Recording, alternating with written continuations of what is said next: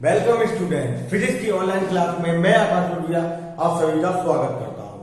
हम अभी तक पिछली वीडियो में आपने देखा होगा कि हम अपना चैप्टर कर रहे थे सरल रेखा में गति।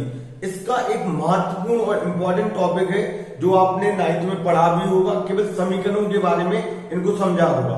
तो ये टॉपिक है ग्राफीय विधि से गति के समीकरणों का निगमन। क्या? ग्राफीय विधि से गति के समीकरणों का निगमन। तो आपने सबसे पहले हम गति के समीकरण लिखेंगे कि गति के समीकरण होते क्या है। आपने 9th में पढ़े हुए गति के समीकरण। नंबर 1 v बराबर u plus A T, b बराबर u प्लस ए टी। दूसरा आपने पढ़ा होगा s बराबर ut plus half A T square, half A T square. उसके बाद आपने तीसरा पढ़ा होगा v स्क्वायर बराबर u square plus 2as, v square बराबर का प्लस 2as। तो आपने इन तीन समीकरणों को पढ़ा था, समझा था, देखा था कक्षा 9th में।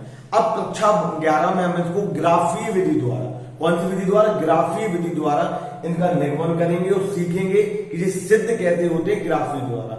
आपकी जो ग्राफ था वो हटा दिया गया है, लेकिन जिन बच्चों ने 9th में पढ़ा होगा, अच्छे से समझा होगा, तो वो ग्राफ के बारे में समझेंगे। इसको ग्राफीय विधि मतलब आप इसको कह सकते हैं बेग समय के ग्राफ से हम इसको समझेंगे और अच्छे से इसको हम डिफाइन करेंगे। बस आप धीरे धीरे हमारे एक एक चीजों को देखते रहे और समझते रहिए। आप अब सबसे पहले आपने परिभाषा पढ़ाई थी, वेग परिवर्तन की दर को त्वरण कहते हैं। क्या की? वेग परिवर्तन की दर को। तो हम सबसे पहले एक चीज देखते हैं कि कोई एक गतिमान पिंड या वस्तु है। क्या है?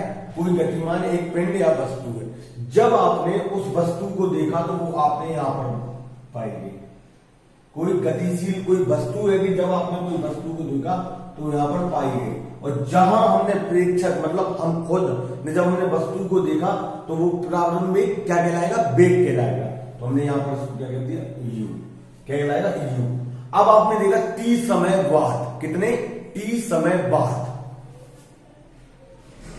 टी समय बाद मतलब कुछ समय बाद हमने देखा कि वो जो वस्तु थी, पिंड था, वो आके यहां पर आ गया। क्या आ गया? यहां पर। तो जो विस्थापन हुआ, वेग परिवर्तन दर, वेग परिवर्तन और विस्थापन परिवर्तन की दर को क्या कहते हैं? वेग। तो ये आपको क्लियर है। तो आप यहां पर देखो विस्थापन हुआ, विस्थापन एस, और जिस समय बाद जहां पर रुकती है भाई उसका क्या कहता है? अंतिम वेग। मतलब जहां पर आपने देखा बी, ये कहलाता है आपका अंतिम वेग। तो आप देख रहे होंगे कि कोई पिंड है, हमने जब देखा उसको यहां पाया और देखा कि यू समय बाद जब यू वेग में आपने देखा प्रारंभिक वेग, और टी समय पश्चात आपने देखा एस विस्थापन हो गई या विस्थापित हो गई, तो वहां पर कोई बी, भाई उसका कहलाता है अंतिम वेग। तो अब इससे आप देखेंगे कि आप समझे, देखना, माना कोई गतिशील त्वरण है, गतिशील मतलब गति आवश्यकता में एक समान गतिशील, एक माना कोई एक समान गतिशील त्वरण ए है। क्या है? ए। आपको मालूम है त्वरण को हम ए से प्रदर्शित करते हैं। तो आप देख रहे होंगे कि माना आपने कोई वस्तु ली, वस्तु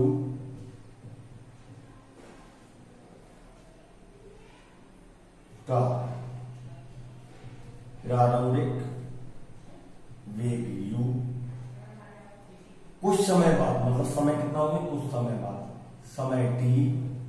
इसी से हम सिद्ध करेंगे कि इसको इस प्रकार कैसे सिद्ध करते हैं। उसके बाद विस्थापन मतलब विस्थापित होगी, तो विस्थापन क्या से प्रदर्शित करते हैं? विस्थापन एस, और जहां वेग रुकता है, जहां हम देखते हैं तो वह कहलाता है अंतिम वेग। अंतिम वेग, अंतिम वेग। तो आपने देखा VUTSV। अब आपने देखा वस्तु का प्रारंभिक वेग भी जाना, समय t भी जाना, विस्थापन s भी जाना और अंतिम वेग v भी जाना। अब देखेंगे ग्राफ, वक्र ग्राफ, जो हमें ग्राफ के माध्यम से सिद्ध करना है। ठीक है, तो आप देखेंगे यहां तक तो हमने आपको समझा दिया, ये आपके तीनों समीकरण हो गए। उसके बाद ये आपको लिखना है कि माना कोई एक समान गतिशील त्वरण A है, वस्तु का प्रारंभिक वेग u, समय t, विस्थापन s और अंतिम वेग v है। अब देखेंगे, अब हम बनाते हैं समय ग्राफ।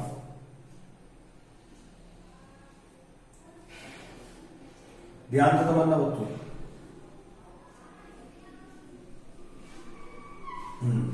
अब आप इसको देखना, इसको मानेंगे वेग,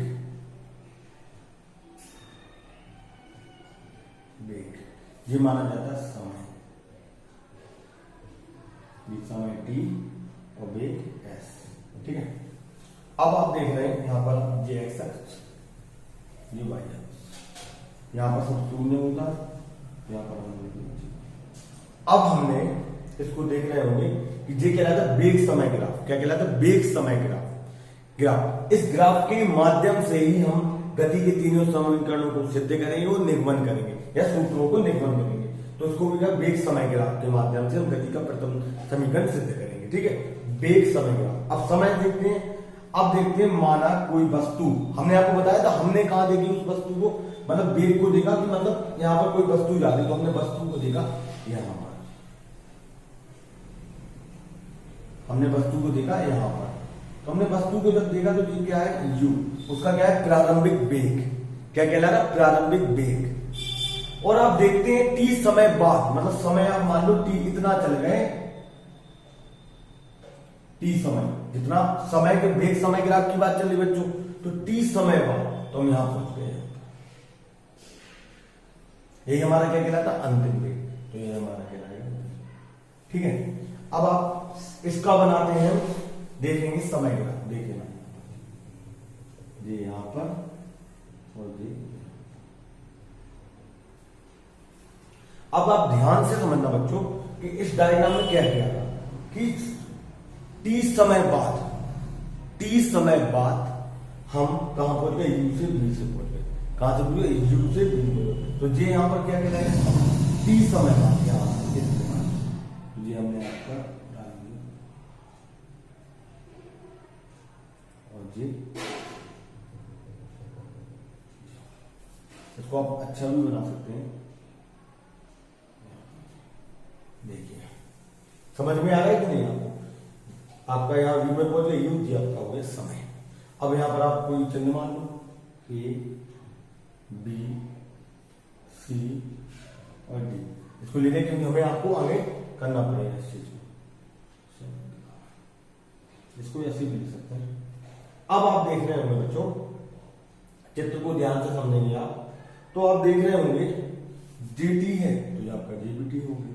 ठीक है बच्चों, जे आपका क्या है पूरा, पूरे की बात करते हैं, जितना आपको क्या है, ये आपका u है प्रारंभिक में, और पूरा वेग क्या है, अब आपको जे यू है तो जे बी यू होगा, आयत के आमने सामने की बजाय समान होती है, ये हो गया यू। ठीक है बच्चों, अब एक चीज देखेंगे, सबसे पहले हम देखेंगे समय ग्राफ के माध्यम से हमें समीकरण सिद्ध करना। तो आप देखेंगे यहां पर प्रथम समीकरण,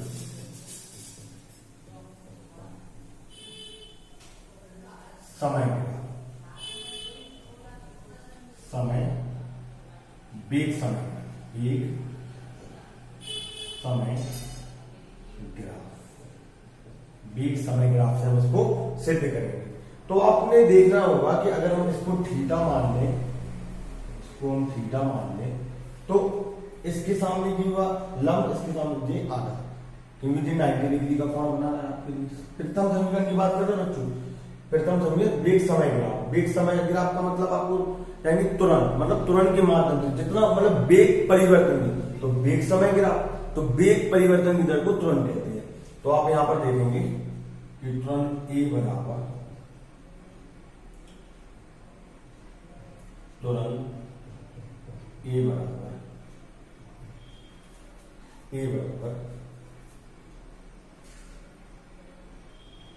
इसको देखो यहां पर हम टेन मान लें, टेन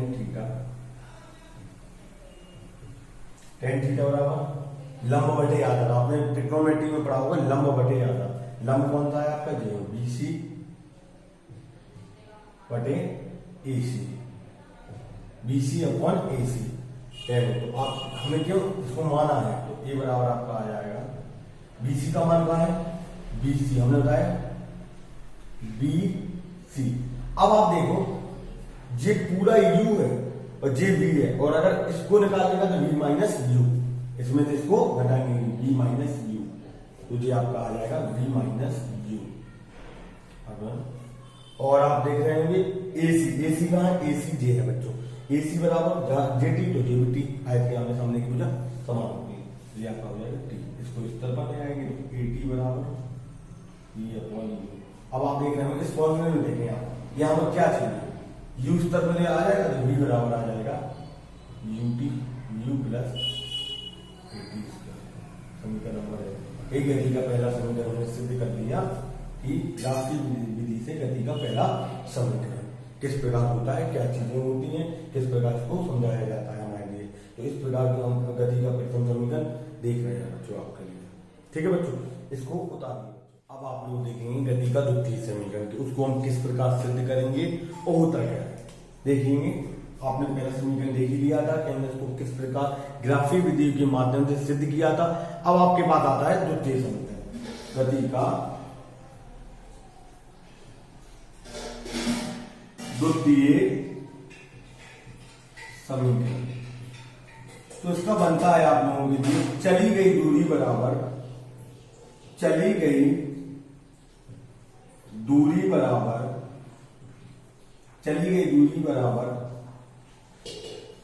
वेग समय ग्राफ का क्षेत्रफल, वेग समय ग्राफ का क्षेत्रफल। अब आप बात क्या कर रहे हैं, वो इन चीज की बात कर रहा है कि ये पूरे का जो वेग समय ग्राफ है इसका क्षेत्रफल निकाल देंगे तो हमें चली गई दूरी प्राप्त हो जाएगी, और उसी के द्वारा हम गति के द्वितीय समीकरण को सिद्ध करेंगे कि वो किस प्रकार की चीजें होती हैं। आपको मालूम है प्रारंभिक वेग क्या है, अंतिम वेग क्या है, तुरंत ए होता है, समय के बाद टी होता है, जितना विस्थापन होता है उसको हम एस कहते हैं।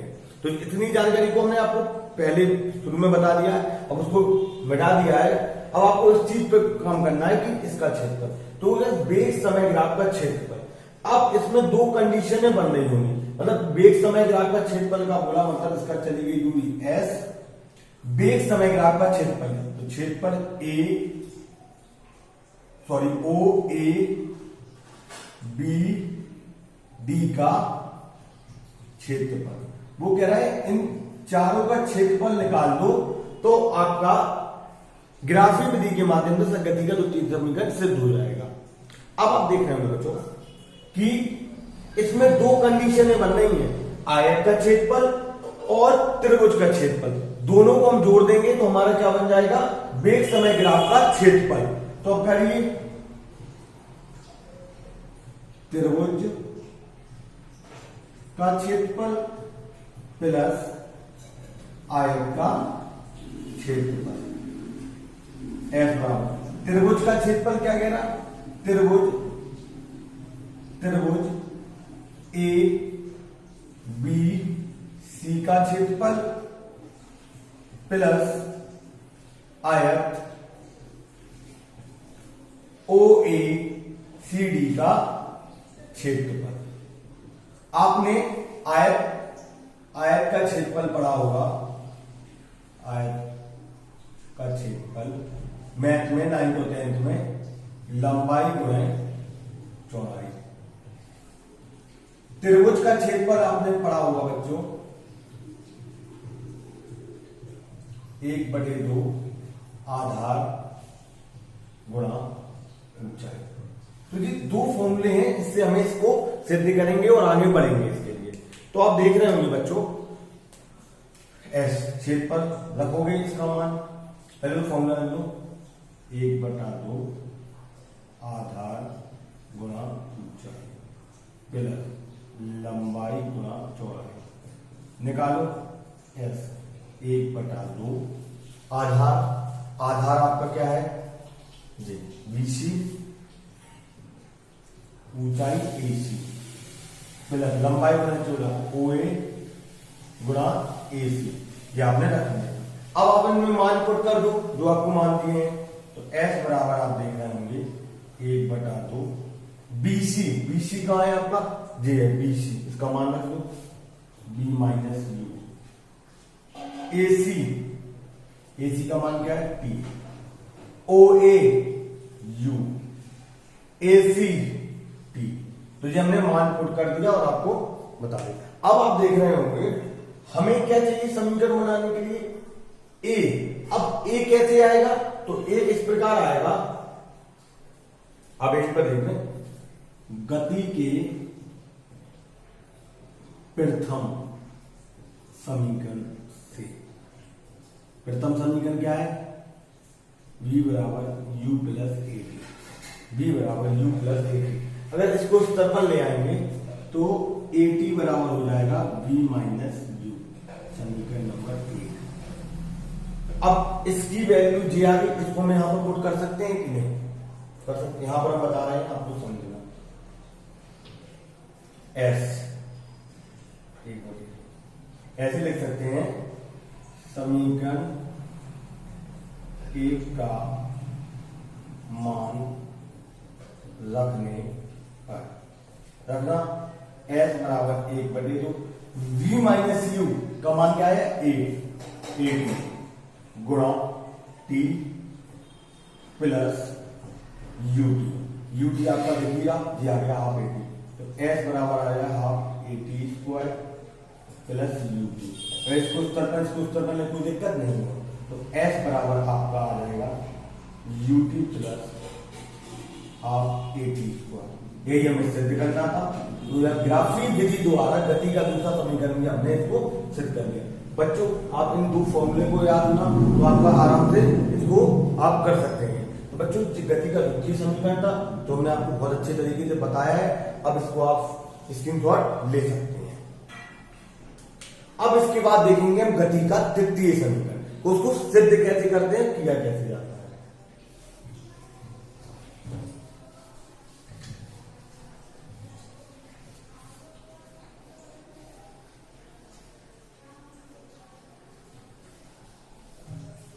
गति का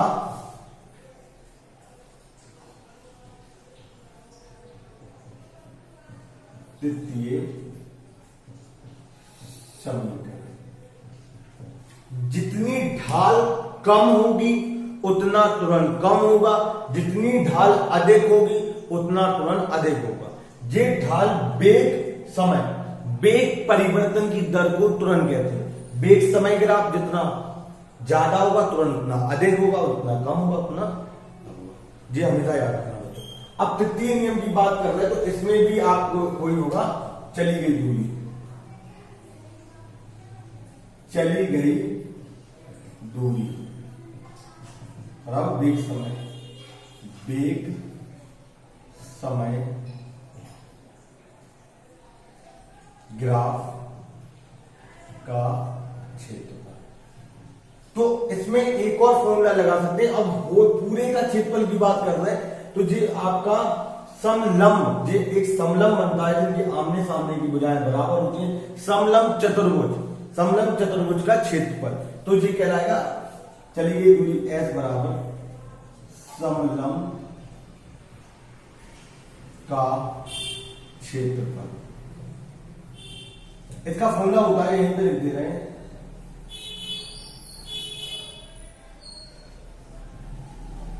S बराबर 1/2 आमने सामने की भुजाओं का योग समांतर भुजाओं का योग प्लस बीच की दूरी, उनके बीच की दूरी तो उसका फॉर्मूला बनता है 1/2 a plus B into, paper में पूछा भी जाता है आपका समलंब चतुर्भुज का क्षेत्रफल, एक नंबर में क्वेश्चन भी बन सकता है। अब इसमें आप मान रखोगे समलंब चतुर्भुज का क्षेत्रफल, अब समांतर भुजाओं का योग और बीच की दूरी तो ये हो गई, और समांतर भुजाओं का योग निकालो। मान 1/2 AC AO गुणा BD गुणा AC ये आपने वैल्यू लगोगे, इनकी वैल्यू यहीं पर रखते हैं। 1/2 AO कहां दिख रहा है, U। BD कहां दिख रहा है आपका, BD आपका दिख रहा है पूरा V, और आपका AC दिख रहा है आपका T। क्या दिख रहा है, AC आपका दिख रहा है T। सॉरी यहां पर प्लस होगा, यहां पर भी प्लस होगा, तो ये आपका हो जाएगा और आपको समझ में भी आ रहा होगा। अब देखिए यहां पर, अब इसमें हमें क्या चाहिए, इसमें चाहिए हमें स्क्वायर चाहिए। स्क्वायर के लिए हम फिर लेंगे गति के प्रथम समीकरण से, गति के प्रथम समीकरण से, गति के प्रथम समीकरण से लगाइए b बराबर u प्लस AT, b बराबर u प्लस AT। तो हमें t का मान निकालना है, रख ले, इसको उत्तर पर लाएंगे तो AT बराबर हो जाएगा b माइनस u, और t बराबर आ जाएगा b minus u upon a, समीकरण नंबर 1। अब आप कहोगे कि समीकरण 1 का मान इसमें रखने पर, चलिए दूरी s में रखने पर, समीकरण 1 का मान रखने पर, रखेंगे आप लोग, रखिए, तो s बराबर हो जाएगा 1/2 u plus B upon b minus u upon a। आपको अगर इसको हम पलट के देख तो कोई दिक्कत है, आपने एक फॉर्मूला पढ़ा होगा a³ माइनस b³ का, एक बार प्लस में एक बार माइनस में, तो एक बार जब प्लस में दिया एक बार माइनस में, तो आप इसको लिख सकते हैं s बराबर 1/2 u का स्क्वायर, सॉरी b का स्क्वायर माइनस u का स्क्वायर बटे a, 2a। तो आप यहां पर देख लेना,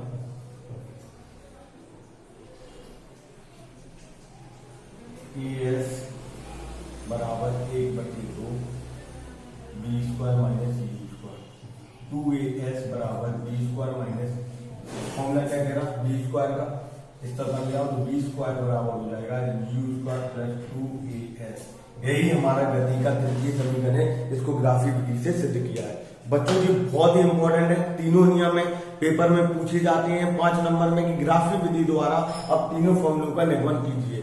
बहुत ही ज्यादा इंपॉर्टेंट होते हैं, पेपर में आते हैं, आप लोगों को पढ़ना भी पड़ता है। तो हम ये चाह रहे थे कि आप लोगों के लिए वीडियो तैयार कर रहे हैं, हमारी ये वीडियो तैयार हो, अगर जिसको अभी सुने तो इसको स्क्रीनशॉट ले सकते हैं। बार बार इन वीडियो को आप देखते रहिए, पुरानी वीडियो को देखते रहिए, नई वीडियो को देखते रहिए। आपकी शायद बहुत ही जल्द संस्थाएं और स्कूल खुलने वाला है, तो आप तो बिल्कुल तैयारी बना के रखिए। जैसे हमने ऑनलाइन में तैयारी की उसी प्रकार आप लोग तैयारी करते रहिए, यही आशा के साथ अब इस वीडियो को उतारिए। आपको हम बार बार कहना चाहते हैं कि अभी आप जो भी है, जिस माध्यम से भी है, उस माध्यम को आप पढ़ते रहिए, समझते रहिए, इन चीजों को आप बहुत ज्यादा तरीके से समझेंगे।